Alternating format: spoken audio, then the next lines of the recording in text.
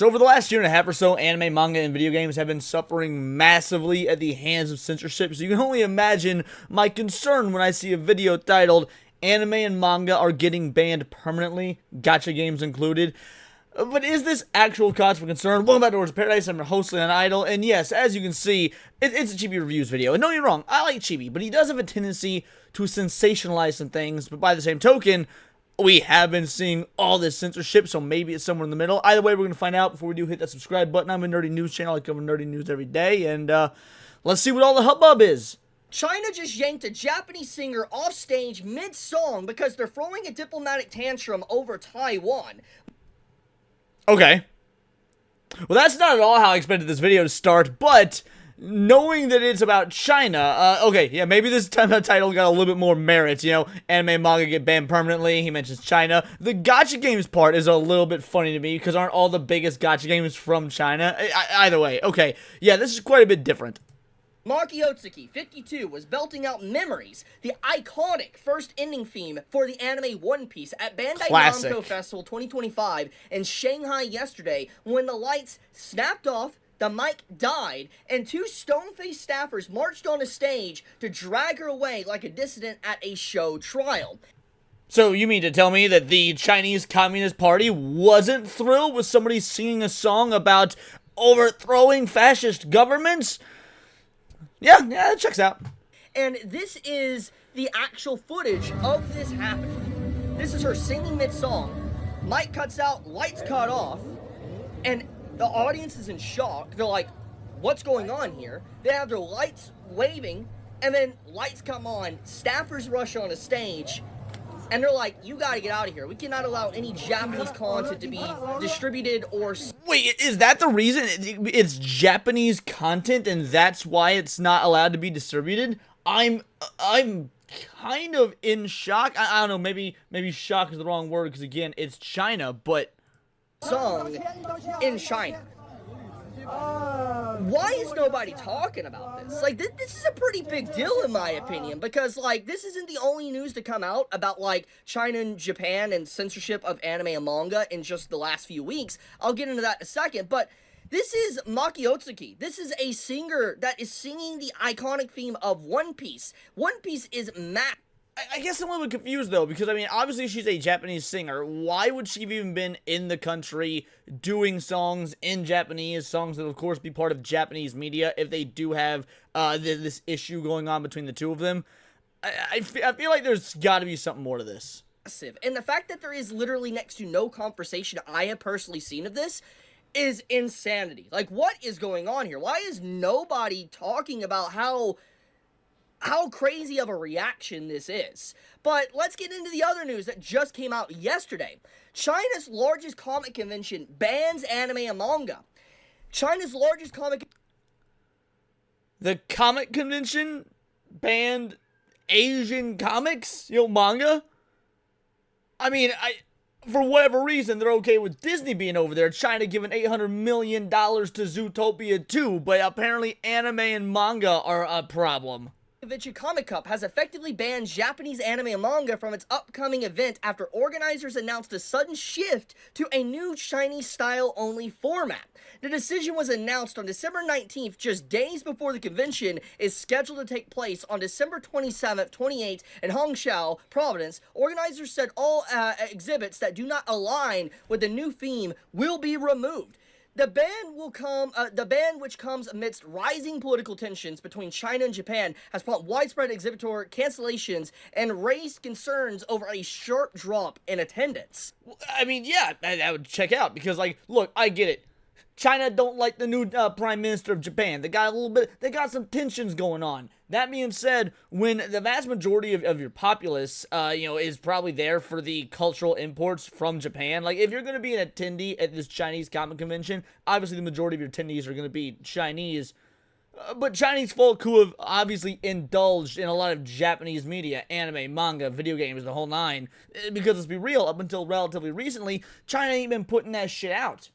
So yeah, the vast majority of your folk would cancel. Like, if I was going to go to, like a trading card game convention, and then they, tell me a few days before, hey, we're changing our exhibits, and there's not gonna be anything Magic the Gathering. It's all gonna be like Pokemon and Digimon and Yu-Gi-Oh. And be like, well, fuck, I'm out. I don't play that game. Any of those games. Comic Cup is held twice a year, is considered the largest doujinshi and fan creation marketplace in China. The event traditionally features fan works, merchandise, and cosplay tied to both Chinese and foreign properties, with Japanese anime and manga forming a significant portion of its content. Now, this is interesting, because it says that the Japanese anime and manga form a significant portion of its content, and that makes me wonder, if they're focusing on a China-centric view, are they also cutting out, let's say, American comics, American movies, like, again, the cultural imports from America? Because, again, while they took Zootopia 2, and while it made a shit ton of money there, like $800 million just in China alone, or something ridiculous like that, the U.S. is backing Japan when it comes to the tensions between China and America. So I would think they'd have the same issue with, Western products, since, these Western products are being imported to China, despite the fact that, again, we're backing Japan. I'm really curious how the West fits into this. In their statement, the organization committee said the change is made after a comprehensive consideration of the current social environment and cultural responsibility. Although organizers have stated the exhibitors are responsible for judging whether their content complies with the new rules, unverified information circulating on Chinese social media suggests stricter enforcement on the ground. Posts claim that cosplayers portraying non-Japanese IP characters Non-Chinese IP characters may be denied entry, and that the staff will conduct inspections inside the venue to ensure compliance. So homies can't even show up cosplaying as like fucking Goku or something if this is legit. Also, I want to point out, organizing committee said the change was made after a comprehensive consideration of the current social environment and cultural responsibility, them again making this very, very Chinese-centric. Any chance I can get to throw shade at Canada, I will, and y'all might be asking, Leon, what the fuck does this got to do with Canada? Well, remind you, Canada has all sorts of laws like this as well. A certain number of the musicians that qualify for awards and whatnot in Canada need to actually be, Canadian musicians. Same goes for television. A certain allotment of things that are on Canadian TV and in the Canadian film industry need to be Canadian productions. So yeah, just so you know, Canada actually has laws following the same sort of, authoritarian consumerism ideals that similar to China here. But yeah, man, the cosplayers thing, that's fucking crazy, dude, because again, China eats anime and manga up.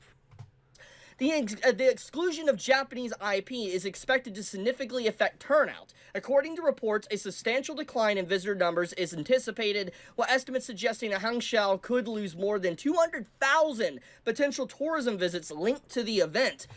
Now mind you, when he says tourism visits, that is including inter-country tourism. So the people that are already from China, let's say they were from a completely different city, state, whatever, I don't know if they have states, but you get what I'm saying. People that are traveling to the Hangzhou area specifically for this convention. So this isn't even just foreign tourism. They are effectively hurting their own economy and their own citizens for what is tantamount to, because the leaders of China and Japan are having a pissing contest. Reports indicate that large-scale cancellations, particularly among doujin booths, have also occurred. The Comic Cup decision comes amidst a series of recent restrictions on Japanese entertainment in China, particularly in the anime and manga, community and industry. In December 2025, the theatrical run of Demon Slayer Infinity Castle ended abruptly after regulators declined to grant the film a standard release extension. Now, mind you, Demon Slayer was on track to get $1 billion at the box office once China was factored in, and I don't think it hit it. I wonder if this is why. Hold on, so let's see if this is why. So let's go to the numbers, and let's check out Demon Slayer. Okay, Demon Slayer, the movie, yeah, Infinity Castle. Yeah, did not end up crossing that Billy mark that, everybody thought that it was going to. And again, the reason people thought it would cross over that $1 billion mark was because of its Chinese release. Because it got even though it released in September here in the States, it wasn't hitting China until late November, early December, something like that. And so yeah, the Chinese numbers weren't even factored in yet. Again, China is the reason that Zootopia 2 is over $1.2 billion. So again, China's restrictions and stuff like this is what kept this from being a $1 billion movie. Which, to be fair, I'm kind of glad about, because, you know, not only does America need to learn that we shouldn't be relying on China for our box office, probably a good idea for Japan to learn that as well. Like, learn it way earlier than we got to, but that's you know, it's just the glass half full sort of thing. The decision was officially attributed to unavoidable circumstances despite box office performance that would typically support a longer run.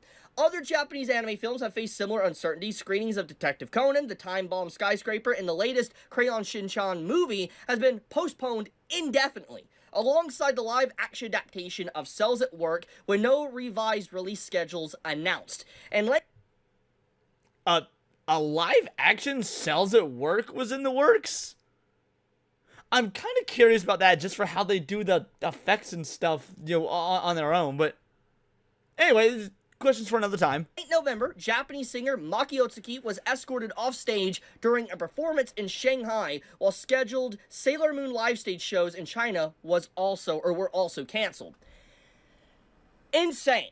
Actually insane. So let's get into how this all started, because obviously we can say this is from Taiwan, but what's really going on here? So a brief Google search reveals this. You can type in China and Japan political tension. Obviously you get a lot of ancient history and different things that's happened over decades and hundreds of years between them, but as of late, at least in the last few weeks, it is thanks to the new Prime Minister of Japan making a statement that she will defend Taiwan from China. Based. As she should. Granted, it's very easy for me to say that. Somebody that, hey, ain't my country, not my monkey, not my circus. Should I say, no, my monkeys? They're Japanese. What's a yellow animal? Anyway, yeah, like, to me, it's very obvious. Taiwan is their own sovereign nation. They're their own independent people. They don't want to be part of China. In fact, if there is any foreign conflict, Ukraine, Russia, Gaza, Israel, you know, that sort of whole thing, you know, Israel and Palestine, the only one that I think is actually a significant risk here, you know, for our way of life here in America, is the Taiwan-China thing, because of our trade agreements and everything that we get from China. So how Taiwan and China interact with one another is the one that actually might have the most direct impact on the American way of life. That being said, you know, from a moral obligation standpoint, I would think it makes the most sense to defend the sovereignty of Taiwan, but also I'm a bit of an isolationist and think, again, not my monkey, not my circus, we should stay the fuck out, America first, America only. But this is something that, unlike the other two, does actually affect America. So it's a very, you know, sort of trepidatious place to be in for somebody that's, like, for example, has an anti-war outlook. And even if you don't know anything about politics or geopolitics or Taiwan, Japan, China, I'm just going to summarize it for you. China wants Taiwan. They want Taiwan. They don't view Taiwan as a country, okay? They don't want Taiwan. They believe they already have Taiwan, that they own Taiwan. They do not acknowledge Taiwan. To them, Taiwan is still, it is China. So it's not even that they want it, it's that they want to make sure the rest of the world knows they have it, even though Taiwan disagrees, and most of the developed Western world, and most just developed countries in the world in general disagree with China on this one. I'm just going to straight up say that. Japan doesn't want China to have Taiwan, because obviously it's a security threat to them. So Japan is siding with Taiwan, wanting to defend Taiwan, and that has led to rising tensions and global tensions between these two countries that is causing, you know, Asia over there to have boiling tensions between these countries that could lead into probably something very bad depending on how it's handled. But the big point here is that the recent censorship, bans, and cancellation of anime and manga content or content from Japan is because of this. Well, of what the Prime Minister said, wanting to take a stand for Taiwan and defend the country from China. And you can see a lot of articles, like for instance the Japan Times even talking about this. They talk about the situation with China and Japan and Taiwan and stuff, and how this is leading to a lot of blanket bans or removals of anime and manga content or Japanese content in general from China. And honestly, this doesn't really come as much of a surprise to me, and let me give a brief example or reasons to why this is. This is the same country, China is the same country, that banned Winnie the Pooh because of memes. Because people were memeing that the leader of China was, he looked like Winnie the Pooh. And if that's the case, I'm truly curious. Like, remember how they said they weren't going to allow, you know, Japanese cosplayers? Let's see, there you go. Yeah, this character right here, Botamo. I wonder how they feel if somebody showed up in a Botamo cosplay. I don't think China would take to that none too kindly. Like, And because of that, the reaction of that, they effectively banned Winnie the Pooh.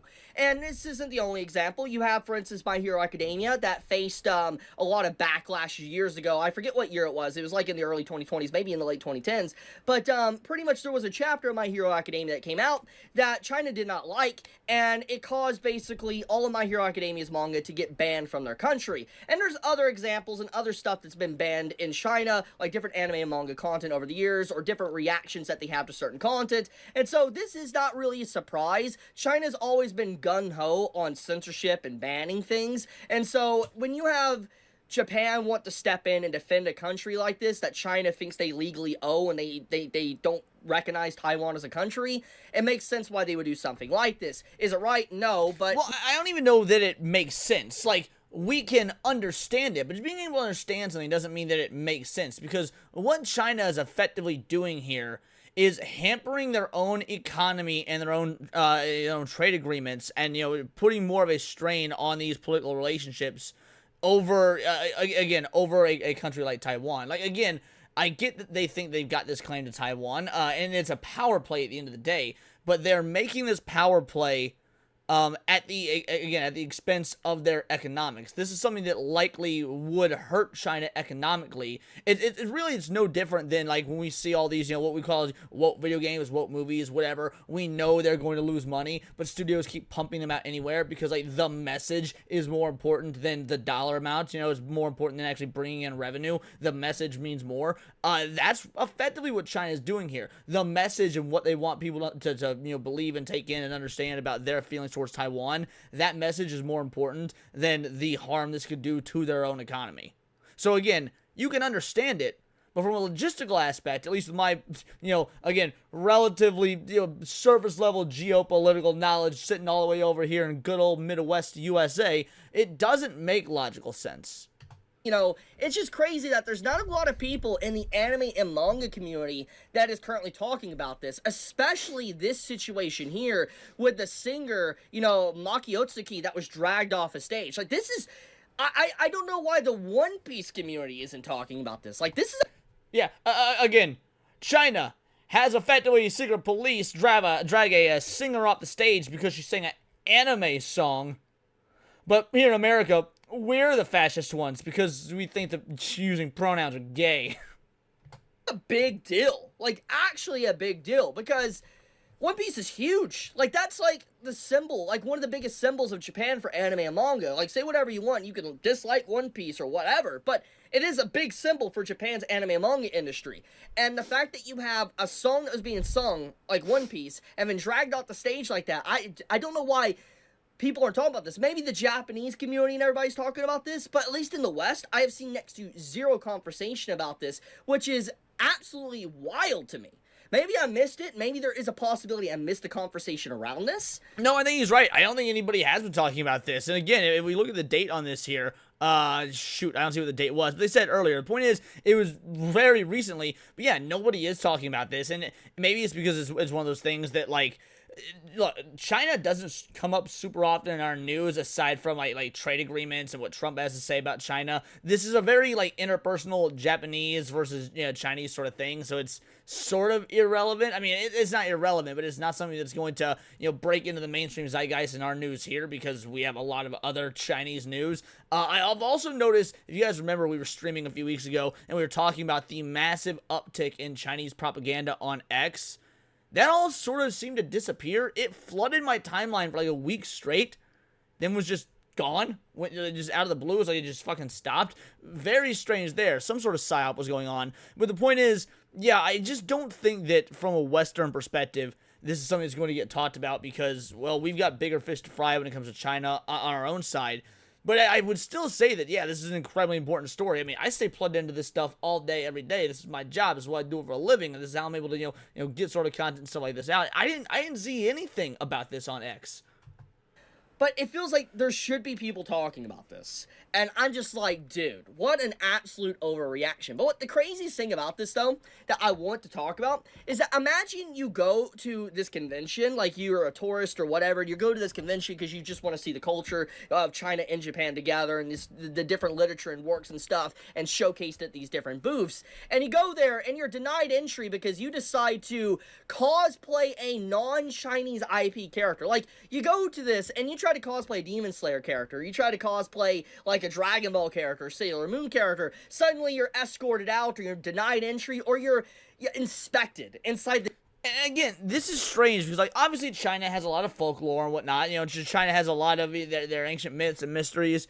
But in terms of the culture, you know, right? In terms of their, like, cultural exports for media, you know, video games, comics, manga, anime, movies, things like that, they're not a powerhouse. They're growing. They're getting there, especially in video games. They're getting there. And really with anime and manga as well, you're getting more Chinese anime. I mean, it's not really anime because it's not made in Japan, but you get what I'm saying. Like, there's a Moriarty the Patriot, for example. Moriarty the Patriot is a Chinese, like, an anime that came out relatively recently, and it's the story of Sherlock Holmes, but through Moriarty's perspective, and Moriarty is the good guy. Now, very, very Chinese thing to do, yes, make the Marxist, he is a student of Marx in the anime, if I remember correctly, but yeah, make the Marxist the good guy. Again, very Chinese thing to do, but the point is, aside from, like, recent things like, again, some gacha games, Black Myth Wukong, that movie that China claims made over $2 billion, like Nizan 2 or whatever it was, which, again, I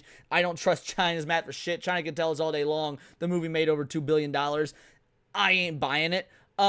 Yeah, I mean, China just doesn't exactly have a large footing yet in the realm of cultural exports, which I can imagine means to their own populace, they probably have a much more sparse amount of, like, characters and stories and whatnot to cosplay from, which would be a bummer for, if the cosplay culture is anything like it is here in the West or in Japan, it'd probably be a bummer for the individuals that are actually doing attending the convention, because they just don't have a lot of individuals to, again, dress up as, to cosplay as, whatever it may be. The venue to ensure compliance. Like, you realize how insane that is. That is unhinged. Actually unhinged.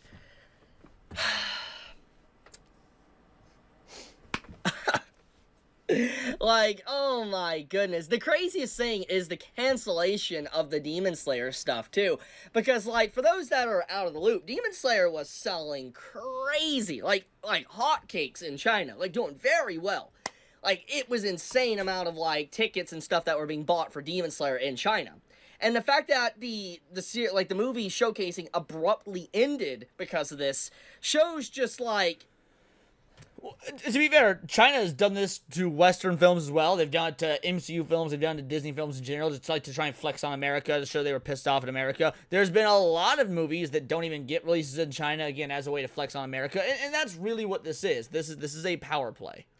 I don't know why any country, personally, this is my hot take, this is my opinion piece here. I don't know why any country would want to be reliant on getting money or anything from China. Because the cat's out of the bag.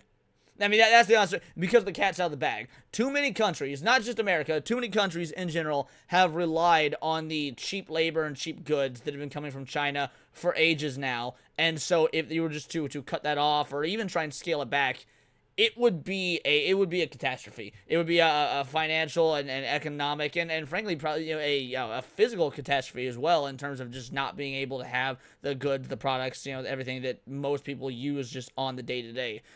So they're pretty much in this catch-22 where they they need to keep business going with China.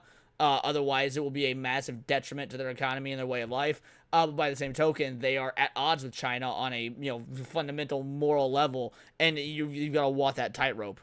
If they could just effectively ban your content instantly over a whim because there's a completely unrelated political spat over a different country or something. I'm just like, I don't know why anyone would want to put their eggs in China's basket and hope that they get a lot of money from them when stuff like this can happen. Because it's like, if they're doing this to Demon Slayer, they will do it to anything. Because Demon Slayer has so much money that it was being made. It was making so much money, probably for Japan and China.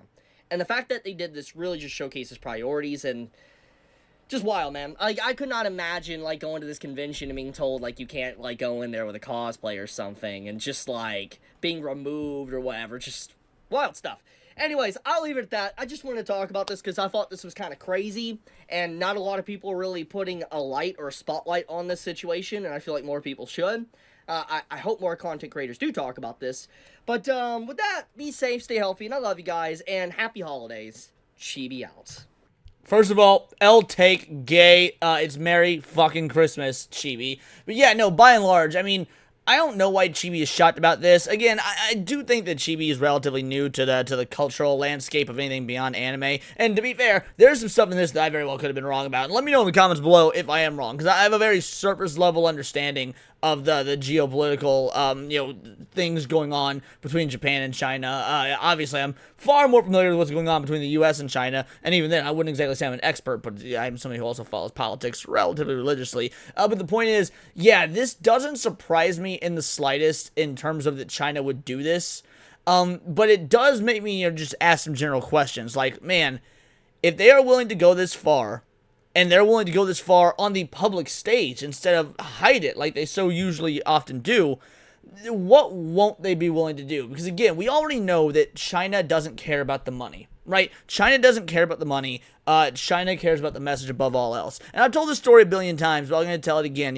I got a buddy who's got a wife that's from China. Now she's been here in America since she was like 15 years old. She's in her 30s now, so obviously she's very much assimilated part of American culture. But to get married, they did a wedding over in China. That way her family could be there because they couldn't come over here to America for very obvious reasons for that wedding. And he spent about a month in China. And when he got back, he broke it all down to me like, dude, China's basically a fucking third world country. Like, they are a third world country cosplaying as a first world country. So like, in that regard, we don't have a whole lot to worry about. But that's how far China is willing to go, is they will posture as a first world country, even though they don't have any sort of first world infrastructure. They don't have first world economics, any scientific breakthrough or technological breakthrough that they claim to have made. They keep very secretive and don't actually allow all the data to come out about it. That way, the tests can't be done over and over and can't be verified and can't be studied by scientists, whether it be in the West or in these countries that are anti-China, because again, they're lying about their technological advancements, things to that effect. China's willing to go super far with this sort of stuff because the message is more important. But how far are they willing to go? Like, what is the cutoff point? Because, I mean, if they're not even potentially allowing cosplayers into a convention because they're dressed like something Japanese, if they're having the secret police pull, Japanese singers off the stage, if they're ending entire theatrical runs, and if they're willing to take, again, possibly cut out 200,000 individuals from a tourism aspect. And that doesn't, now that's 200,000 individuals. How much money were they going to spend over the course of that weekend in travel, in food, in merchandising, just putting all that money into their local communist economy? Because again, they're not actually real communists; they're fake communists. They're capitalists pretending to be communists. They got Walmart, McDonald's, just like the biggest symbols of capitalism ever. But that's neither here nor there. The point is, if they're willing to risk all of that over a pissing contest because everybody else in the world, including Japan, recognizes Taiwan as a country, what is the stopping point? I don't think there is one. But this is my opinion. Let me know yours in the comments down below. Let me know on X, find me at Bolt the Word, and please do subscribe. I'm a nerdy news channel. I cover nerdy news every day. Not always about geopolitical tensions between Japan and China, but anime, movies, music, Magic the Gathering, you name it. Check us out on Instagram at wordsparadise_Leon and become a member for $4.99 a month. You can join the Discord. Choose the articles we go over on a daily basis. Choose the videos we react to on the daily streams, and of course get involved with over 250 other vital idols. We are a bright, beautiful, glowing, vibrant community that I cannot wait to grow even further, because we do care about diversity. Only one kind of diversity of thought. That's interesting to you. Join the Discord, subscribe, and next time it's all here in the Nerdosphere. This has been Words of Paradise.